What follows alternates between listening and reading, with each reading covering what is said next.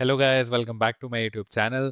तो आज की इस वीडियो में हम लोग डिस्कस करने वाले हैं about a very important topic, that is what is quantization in AI. ये टॉपिक अक्सर इंटरव्यूज में काफी ज्यादा बार पूछा जाता है। बेसिकली आपके फाउंडेशनल अंडरस्टैंडिंग को जानने के लिए इंटरव्यूअर आपसे ये पूछता है कि व्हाट इज क्वांटाइजेशन और आप कब इसको यूज करोगे। This is the basics of AI series. और आइए चलते हैं, देखते हैं कि क्वांटाइजेशन होता क्या है। अब एक एग्जांपल से देख लेते हैं।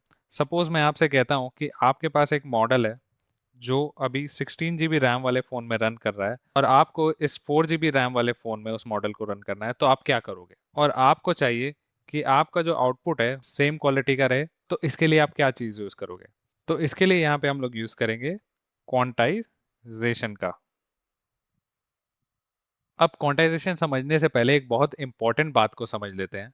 बहुत सारे लोग समझते हैं कि हमारा जो एआई मॉडल होता है उसके अंदर बहुत सारी नॉलेज या इंफॉर्मेशन टेक्स्ट के फॉर्म में स्टोर्ड होती है, बट ऐसा नहीं होता है। रियलिटी में क्या होता है कि एआई मॉडल्स के अंदर बिलियंस ऑफ नंबर स्टोर होते हैं। जैसे ये नंबर्स, बहुत सारे नंबर स्टोर होते हैं। एग्जाम्पल के लिए ये नंबर जैसे 126.35, 96.44, -25.74, ऐसे करके नंबर्स स्टोर होते हैं। और यही सारे नंबर्स मिलकर मॉडल की नॉलेज को रिप्रेजेंट करते हैं।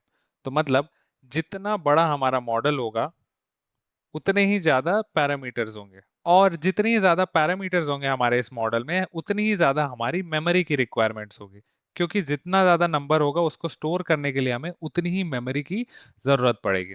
और अब सवाल आता है, ये नंबर्स कंप्यूटर के अंदर स्टोर कैसे होते हैं? और यहीं से शुरुआत होती है बिट्स एंड प्रिसिजन्स की। तो अब एक और बहुत इंपॉर्टेंट कॉन्सेप्ट को समझते हैं, दैट इज बिट्स।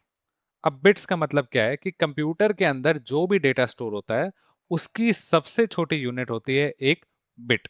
और जो एक बिट होता है वो सिर्फ दो ही वैल्यूज को अपने अंदर स्टोर कर सकता है, या तो वो जीरो स्टोर कर सकता है या फिर वन स्टोर कर सकता है। तो जो भी कंप्यूटर में डेटा स्टोर करने की सबसे छोटी वैल्यू होती है वो एक बिट होती है, या तो उसमें जीरो होगा या फिर उसमें वन स्टोर होगा।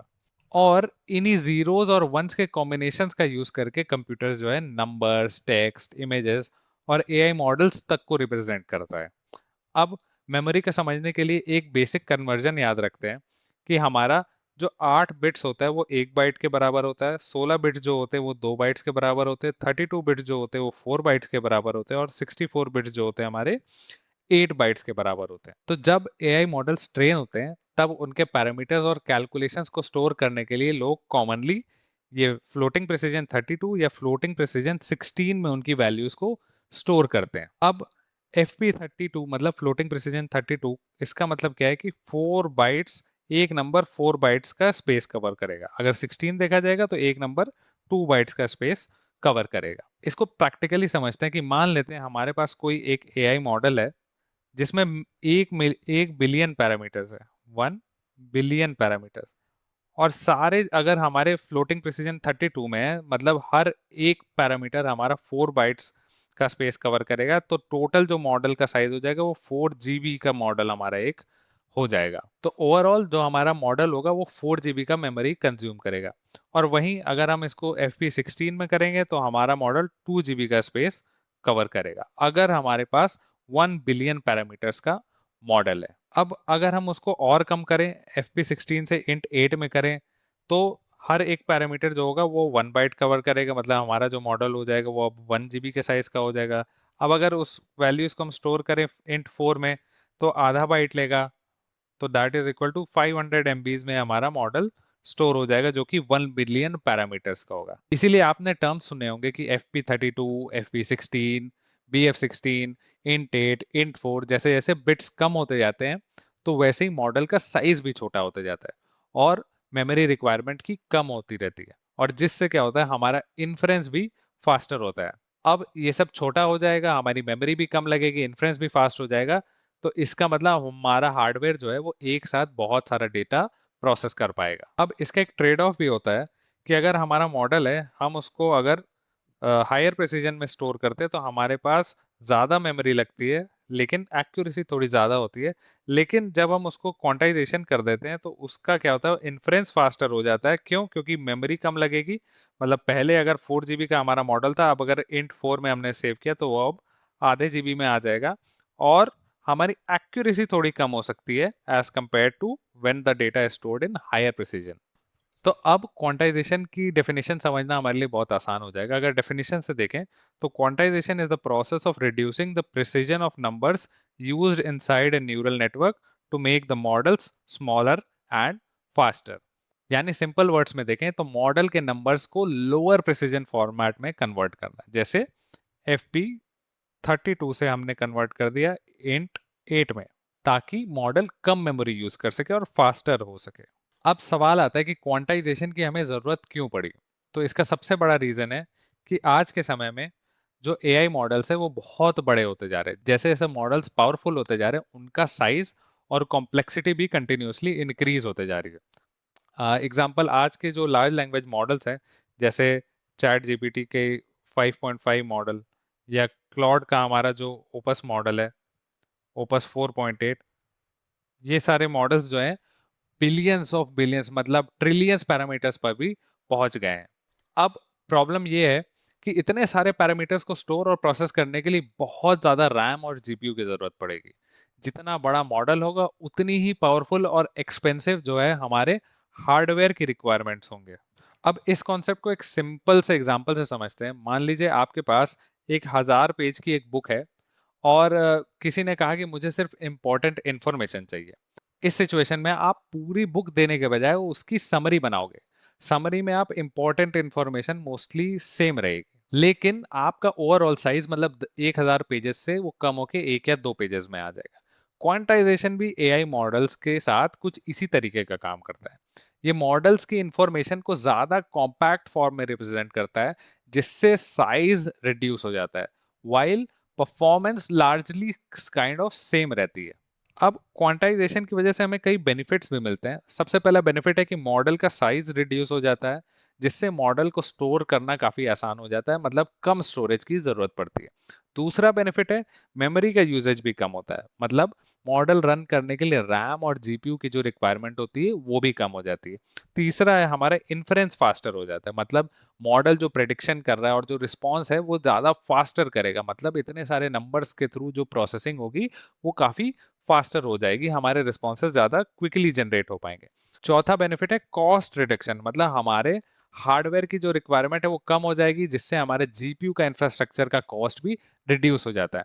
और सबसे इंपॉर्टेंट बात जो है वो क्वांटाइजेशन की हेल्प से हम एआई मॉडल्स को अपने मोबाइल फोन्स या एज डिवाइसेस जैसे आईओटी डिवाइसेस पर भी एफिशिएंटली डिप्लॉय कर सकते हैं, जो कि पहले बहुत ज्यादा डिफिकल्ट होता था।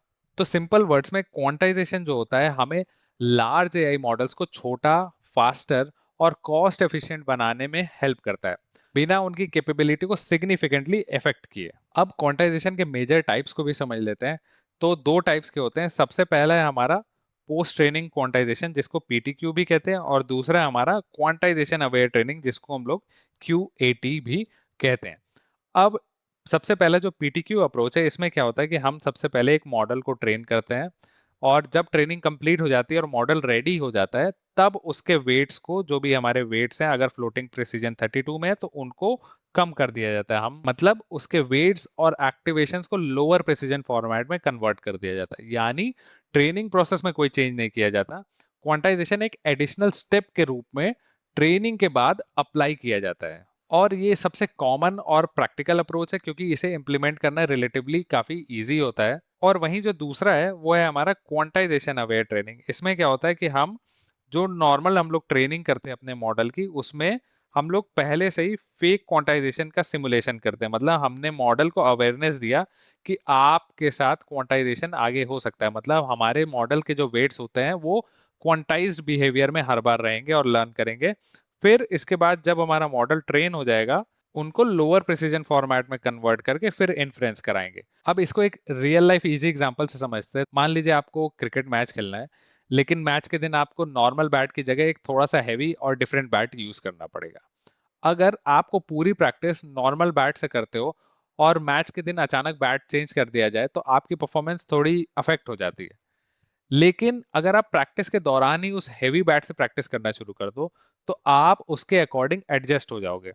मैच के दिन आपकी परफॉर्मेंस ज्यादा कंसिस्टेंट रहेगी। इसी तरीके से क्वांटाइजेशन अवे ट्रेनिंग जो होता है वो भी ऐसे ही काम करता है। मतलब ट्रेनिंग के समय ही हम इसको सिमुलेट करते हैं कि आपका जो वेट्स है वो क्वांटाइज्ड वेट्स है, और उसी हिसाब से लर्निंग होता है। और जब लर्निंग हो जाती है फिर जाके हमारे जो वेट्स है, जो FP32 में हमने जिनको ट्रेन किया, उसको हम चेंज करके लोअर प्रिसीजन फॉर्मेट में करते हैं और रन करते हैं मॉडल को। तो अब आप लोग को समझ आ गया होगा कि क्वांटाइजेशन होता क्या है। तो हमको क्वांटाइजेशन कब यूज करना है? जब हमें मॉडल को, अगर हमें कहीं डिप्लॉय करना हो प्रोडक्शन में, या हमारे पास जीपीयू की मेमोरी कम है, लिमिटेड है, या हमें मोबाइल या एज डिवाइसेस पे अगर हमें मॉडल को रन करना हो, या जब हमें इन्फ्रेंस के कॉस्ट को कम करना हो, तो अब हम हैवी मॉडल के बजाय उस मॉडल को क्वांटाइज करके छोटा करके यूज करते हैं, ताकि मॉडल का इन्फ्रेंस कॉस्ट भी कम हो। या फिर अगर हमें लोकली अपने लोकल सिस्टम पे मॉडल्स को रन करना हो जहाँ पे हमारा हार्डवेयर या इंफ्रास्ट्रक्चर उतना ज़्यादा हैवी या स्ट्रॉन्ग नहीं है। लेकिन अगर आप मॉडल को ट्रेन कर रहे हो तो यूजुअली हायर प्रिसीजन प्रेफर्ड होती है। तो सिंपल वर्ड्स में क्वांटाइजेशन मॉडल की एक ऑप्टिमाइजेशन की टेक्निक है। ये मॉडल के नंबर्स की प्रिसीजन को रिड्यूस करती है, ताकि मॉडल हमारा छोटा हो जाए, स्मॉलर हो जाए, फास्टर हो जाए, मेमोरी की यूजेज भी हमारी कम हो जाए, और डिप्लॉय करने में भी ये मॉडल हमें कॉस्ट इफेक्टिव पड़े, सस्ता पड़े। और इसी वजह से आज के ऑलमोस्ट सारे प्रोडक्शन ग्रेड जो LLM के डिप्लॉयमेंट्स में किसी ना किसी फॉर्म की क्वांटाइजेशन यूज होती है। और अगर आप जनरेटिव AI या एजेंटिक AI सीख रहे हो तो क्वांटाइजेशन एक फंडामेंटल कॉन्सेप्ट है जो आपको जरूर आना चाहिए। और अगर आपको इस वीडियो से थोड़ी सी भी वैल्यू मिली हो तो इस वीडियो को जरूर से लाइक करिएगा, इस चैनल को जरूर से सब्सक्राइब करिएगा, क्योंकि मैं ऐसे ही AI related informative content regularly बनाते रहता हूँ।